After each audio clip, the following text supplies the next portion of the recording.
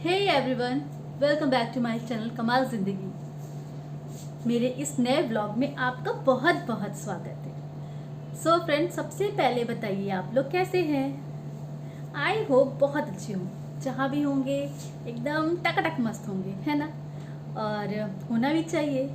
ज़िंदगी कहते नहीं है कब क्या मोड़ ले ले, हमें खुद भी नहीं पता होता है। और इसीलिए हम लोगों को हमेशा हंसते मुस्कुराते रहना चाहिए, है ना। कहते हैं ना, फिर भी कहते हैं ना कि लाख जिंदगी में हमारे दुख आए, लेकिन हमें खुशियों का दामन कभी भी नहीं छोड़ना चाहिए, है ना। हमेशा खिलखिलाते मुस्कुराते और हंसते रहना चाहिए और ज़िंदगी को खुल के जीना चाहिए और खुश रहना चाहिए। ऑल ओवर बात एक ये है कि हमारी ज़िंदगी में चाहे कितने भी दुख हो, कितनी भी परेशानियां हो, लेकिन हमें अपनी ज़िंदगी में कभी भी खुशियों का दामन नहीं छोड़ना चाहिए, मुस्कुराते रहना चाहिए, है ना। उसके लिए हमें किसी भी वजह की ज़रूरत नहीं है, बस हंसते मुस्कुराते रहना चाहिए। और कहते हैं ना कि हमारे इस आदत से, हमारे मुस्कुराने से, हमारे खुश रहने से ना ये दुख भी झटपट भाग जाता है ना। कुछ कहते हैं ना कि एक मोटिवेशनल वातावरण हम लोग बनाते हैं। चलिए, तो भाई होता है ना जिंदगी में, कहते हैं ना कि कब कब क्या हो कुछ नहीं पता ना। कहते नहीं कल हो ना हो, है ना। आज जो है क्या पता वो कल हो या ना हो, है ना।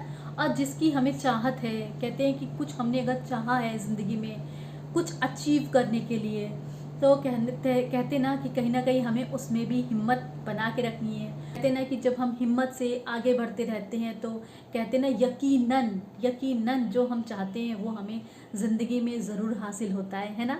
ये तो आप लोग भी मानते होंगे।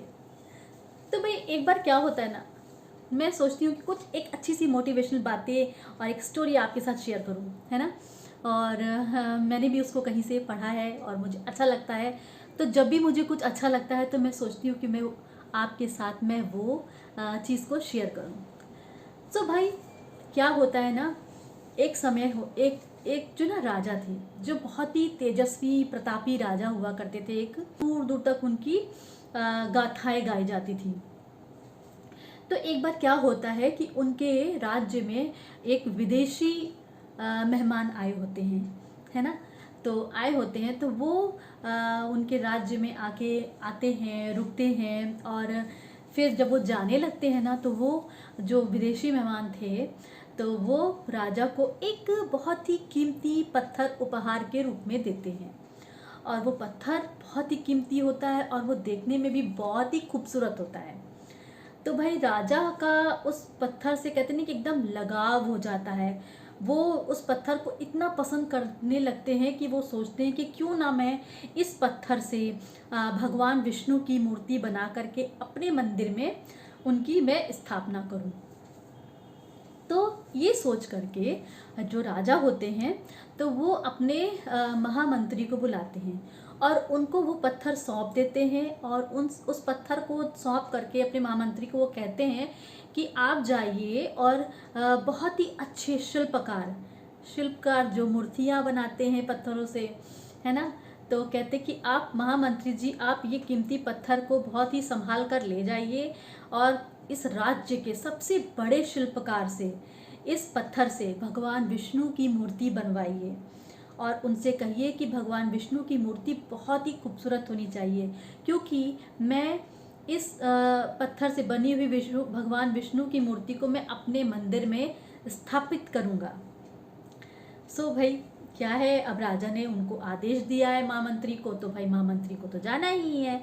तो महामंत्री जी जाते हैं वहाँ के राज्य के सबसे बड़े शिल्पकार के यहाँ, वो पत्थर देते हैं और उनसे वही बात कहते हैं जो राजा ने कहा था। क्या कि भाई इस पत्थर से बहुत ही खूबसूरत भगवान विष्णु की मूर्ति बनाइए और 7 दिनों के अंदर अंदर ये मूर्ति बन जानी चाहिए। उनको ये इंस्ट्रक्शन भी देते हैं कि भाई 7 दिन के अंदर ये मूर्ति बन जानी चाहिए, क्योंकि 7 दिन के बाद राजा जो हमारे जो महाराज हैं वो मंदिर में इसकी भगवान विष्णु की स्थापना करेंगे।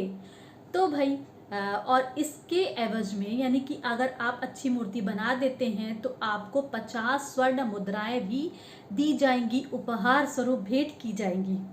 तो भाई क्या था, शिल्पकार को बहुत खुश भाई वो तो हो गया कि चलो मैं मूर्ति, और वो वैसे भी बहुत ही वहाँ का बहुत ही फेमस, कहते नहीं कि बहुत ही बड़ा शिल्पकार था, तो खुश हो गया कि भाई मैं तो बहुत अच्छी मूर्ति बना लूँगा और मुझे स्वर्ण मुद्राएं भी मिल जाएंगी, 50 स्वर्ण मुद्राएं भी मिल जाएंगी उपहार स्वरूप। तो फिर वो भाई महामंत्री अपनी बातें कह करके चले जाते हैं। तो फिर क्या होता है, फिर वही होता है ना कि जो वहाँ के जो शिल्पकार थे वो फटाफट अपने भाई सारे औजार ले करके और मूर्तियाँ बनाने में लग जाते हैं। भगवान विष्णु की मूर्ति बनाने के लिए वो लग जाते हैं। फिर भाई वो अपना छेनी हथौड़ी सब जो जो उनके औजार होते हैं एक मूर्ति बनाने के लिए, पत्थर को तोड़ने के लिए वो लेते हैं और पहला प्रहार करते हैं उस पत्थर पे, लेकिन पत्थर तो नहीं टूटता है। फिर प्रहार करते हैं पत्थर तोड़ने के लिए, भाई पत्थर तोड़ेंगे तभी ना उसकी मूर्ति बनाई जाएगी। तो वो प्रहार करते जाते हैं पूरी कहते नहीं पूरी एनर्जी के साथ अपने हथौड़े से वो उस पत्थर पे वार करते हैं पत्थर तोड़ने के लिए। लेकिन क्या होता है, वो परेशान हो जाते हैं। क्यों? क्योंकि भाई इतना प्रहार करने के बाद भी पत्थर तो टूट ही नहीं रहा है, पत्थर तो जस का तस बना हुआ है। अब वो बड़े परेशान कि अब मैं करूँ तो क्या करूँ भाई, ये तो आदेश आया है महाराज का कि मुझे 7 दिन के अंदर मूर्ति बनानी है भगवान विष्णु की, लेकिन ये पत्थर तो है जस का जस बना हुआ है, ये तो टूट ही नहीं रहा है, ये तो टूट ही नहीं रहा है। बहुत परेशान। फिर वो करते हैं वही काम, कम से कम 50-60 बार वो अपनी उस हथौड़ी से प्रहार करते जाते हैं मतलब कि, लेकिन वो पत्थर था कि वो जस का तस बना हुआ था, वो टूट ही नहीं रहा था। बहुत परेशान हो गए, थक हार के वो महामंत्री के पास वापस जाते हैं और उस पत्थर को वापस दे देते हैं और कहते हैं कि मुझे क्षमा कीजिएगा क्योंकि ये पत्थर तो टूट ही नहीं रहा है, और जब टूटेगा नहीं तो मैं इसकी मूर्ति कैसे बनाऊंगा भाई, मुझे लगता है कि मैं इस काम को नहीं कर पाऊंगा क्योंकि ये टूट ही नहीं रहा है। अब क्या होता है, अब महामंत्री भी परेशान, वो सोचते हैं ऐसा कैसे हो सकता है कि पत्थर टूट ही नहीं रहा है। खैर कोई बात नहीं, फिर वो सोचते हैं कि कोई बात नहीं है, मैं दूसरे शिल्पकार को दे दूंगा। फिर वो जाते हैं उसी राज्य में किसी एक साधारण सा जो शिल्पकार होता है उसको वो पत्थर दे आते हैं और कहते हैं कि भाई इस पत्थर को तोड़ करके अच्छी सी भगवान विष्णु की मूर्ति बनाइए, क्योंकि महाराज जो है ना अपने महल में मंदिर में इसको स्थापित करेंगे, भगवान विष्णु की मूर्ति को स्थापना करेंगे और 7 दिन के अंदर ये मूर्ति हमें चाहिए ही चाहिए। तो इतना कहकर के वो पत्थर सौंप करके एक साधारण से शिल्पकार को सौंप के वो चले जाते हैं। अब वो ये भी बोल देते हैं कि आपको भगवान विष्णु की मूर्ति आप बना देंगे अच्छी तो आपको स्वर्ण मुद्राएं 50 स्वर्ण मुद्राएं आपको भेंट स्वरूप दी जाएंगी।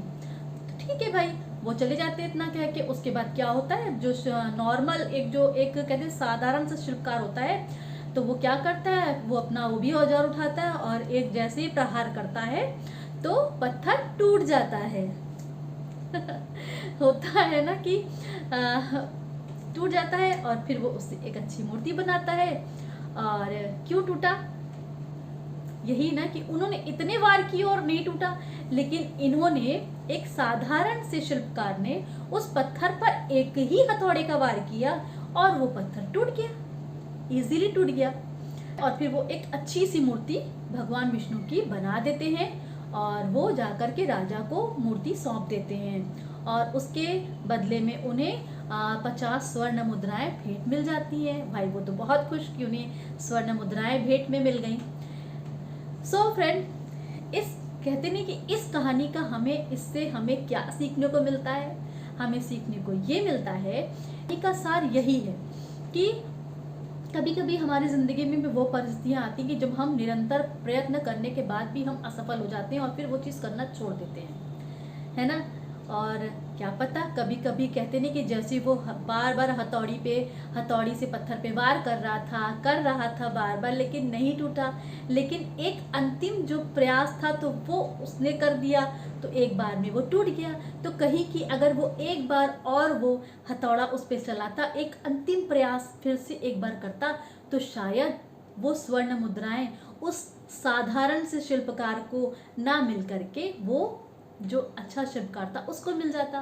लेकिन कहते हैं ना कि वो जब उसने 50 बार जब उसने वार किया और पत्थर नहीं टूटा, जब वो 60वीं बार जो पत्थर पे वार करने जा रहा था, तो फिर वार करते ही करते उसके दिमाग में आया, अरे छोड़ो, जब 50 बार इस पत्थर पे वार करने पर भी ये पत्थर नहीं टूटा, तो अब मैं 60वीं बार भी अगर इस पे वार कर दूंगा तो क्या ज़रूरी कि ये टूट जाएगा। बस वो उसी पे जाके छोड़ देता है ना, अपना कहते नहीं वहीं पर वो हार मान लेता है। अगर उसने वो 60वीं बार जो वार करने जा रहा था, अगर वो नहीं छोड़ता उस प्रयत्न को, तो क्या पता वो उसी वक्त टूट जाता। 60वीं बार जो लास्ट उसका एक प्रयास था उस पर वो वार करता तो वो टूट जाता और वो स्वर्ण मुद्राएं उसको मिल जाती है ना।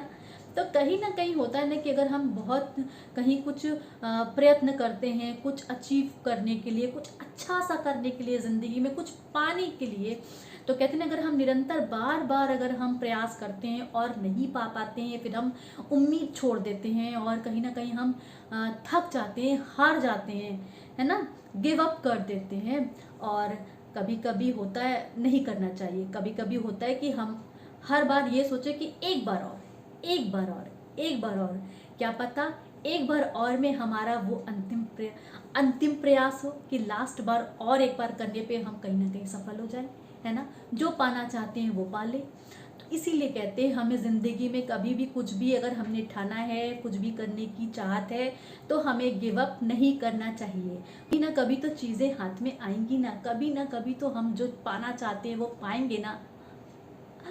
सो फ्रेंड, कभी कभी हमें कुछ पढ़ते पढ़ते पढ़ते पढ़ते कितनी अच्छी सी चीज़ें हमको मिल जाती हैं ना, जो हमें बहुत कुछ सिखा जाती हैं। कभी कभी पता है ना, मैं भी हार जाती हूँ जब मैं वीडियो बनाती हूँ और कुछ अच्छे से व्यूज़ नहीं आते, तो मैं भी थक जाती हूँ। कभी कभी मैं सोचती हूँ कि ये मेरे लिए है भी कि नहीं है, लेकिन फिर कुछ ऐसा देख लेती हूँ तो फिर मेरे अंदर वो कहते नहीं कि एक जाग जाती है, मेरे अंदर फिर से एक लगन जाग जाती है कि नहीं, कि मैं करूँगी करूँगी करती रहूँगी कंटिन्यूसली। मैंने कि अपना प्रयास हमें जारी रखना चाहिए और बाकी सब समय पर छोड़ देना चाहिए। क्या पता कभी कहते हैं कभी कभी कुछ करते करते हमारा एक आखिरी बार ही हमारा अंतिम प्रयास हो, है ना, कि कब हम ये सोचते सोचते करते चले अपने काम को और कब हमारा एक लास्ट प्रयास हो, उसके बाद हम सफल हो जाएं। तो इसीलिए कहते हैं हमें उम्मीद का दामन कभी भी नहीं छोड़ना चाहिए। जिस तरह से हमें अपने दुख के साथ साथ अपनी खुशियों का दामन नहीं छोड़ना चाहिए, ठीक उसी तरह से अगर हम कुछ पाना चाहते हैं तो हमें अपने उस चाहत का भी दामन नहीं छोड़ना चाहिए। हमेशा प्रयास करते रहना चाहिए, करते रहना चाहिए, करते रहना चाहिए है ना। तभी तो कहते हैं ना कि जो हम पाना चाहते हैं क्यों नहीं पाएंगे, है ना। सो फ्रेंड, कभी कभी कुछ होता है तो कुछ मुझे मैं पढ़ लेती हूँ या मैं देख लेती हूँ कुछ ऐसी स्टोरीज मोटिवेशनल। कहते हैं ना कि आजकल दुनिया में हर कोई परेशान है और हर किसी को एक मोटिवेशनल थॉट्स की और स्टोरीज की बहुत ही कहते नहीं ज़रूरत होती है तो जब मैं कुछ अच्छा सा पढ़ लेती हूँ जो मुझे अच्छा लगता है, तो मैं सोचती हूँ कि मैं आपके साथ शेयर करूँ। सो फ्रेंड, आज आपको ये जो मेरी स्टोरी थी, ऑब्वियसली मेरी नहीं है ये, मैंने भी पढ़ी है, तो कैसी लगी आपको, अच्छी लगी हो तो लाइक कर दीजिएगा और नए हैं तो सब्सक्राइब कर दीजिएगा ताकि मेरी आने वाली वीडियो आप तक फटाफट पहुंच जाए। सो फ्रेंड, आज का मेरा जो कहते नहीं ये वीडियो था आज के लिए बस यही तक फिर से कुछ अच्छा से लेकर के आऊँगी, फिर से कुछ अच्छी सी बातें करेंगे और अच्छे से थॉट शेयर करेंगे और अब जो होगा वो आपके साथ शेयर करेंगे। तो चलिए फ्रेंड्स, फिर से मिलते हैं अपने नेक्स्ट वीडियो पे। तब तक के लिए बाय बाय, टेक केयर। अपना और अपने बच्चों का बहुत सारा ध्यान रखिए और ज़िंदगी में कुछ पाना चाहते हैं तो निरंतर प्रयास करते रहिए, करते रहिए, करते रहिए, थकिए नहीं, चुप होके नहीं बैठिए, है ना, बस करते रहिए। तो देखिए यकीनन कामयाबी आपके कदम ज़रूर चूमेगी। Bye bye.